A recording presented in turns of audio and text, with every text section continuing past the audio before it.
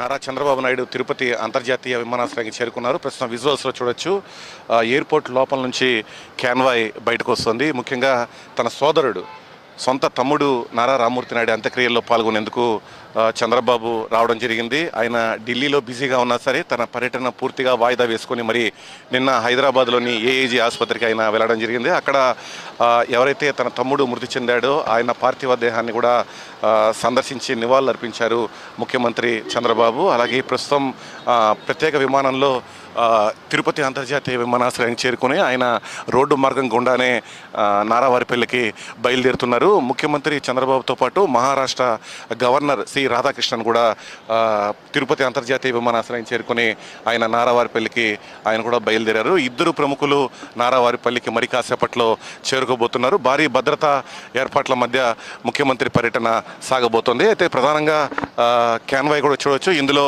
నారా నందమూరి కుటుంబ సభ్యులు కూడా కొంతమంది ఉన్నారు. అంటే అశ్రు నివాళి, చివరిసారి నారా రామ్మూర్తి నాయుడుకు అశ్రు నివాళి అర్పించేందుకు వాళ్ళు బయలుదేరుతున్నారు. నారా భువనేశ్వరి అలాగే నారా బ్రహ్మిణి కూడా విజువల్స్ చూడొచ్చు. వాళ్ళు కూడా నారావారిపల్లికు బయలుదేరారని చెప్పచ్చు. మిగిలిన నారా నందమూరి కుటుంబ సభ్యులందరూ కూడా ఇదే వాహనాల ద్వారా నారావారిపల్లికి అయితే బయలుదేరారు. చివరిసారి నారా రామ్మూర్తి నాయుడుకు అశ్రు నివాళి అర్పించేందుకు కుటుంబ సభ్యులందరూ కూడా పెద్ద ఎత్తున చేరుకుంటున్న పరిస్థితి కనబడుతోంది. నిన్న అనారోగ్యంతో రామ్మూర్తి నాయుడు మరణించడంతో నారా నందమూరి కుటుంబ సభ్యులు తీవ్ర ఆవేదన కూడా గురయ్యారని చెప్పచ్చు. ప్రముఖులందరూ పెద్ద ఎత్తున రాజకీయ ప్రముఖులు, సినీ ప్రముఖులందరూ కూడా ఒక్కొక్కరుగా తిరుపతి విమానాశ్రయం చేరుకుని నేరుగా నారావారిపల్లికి వెళ్తున్నారు. భౌతిక కాయాన్ని సందర్శించి నివాళులు కూడా అర్పిస్తున్నారు.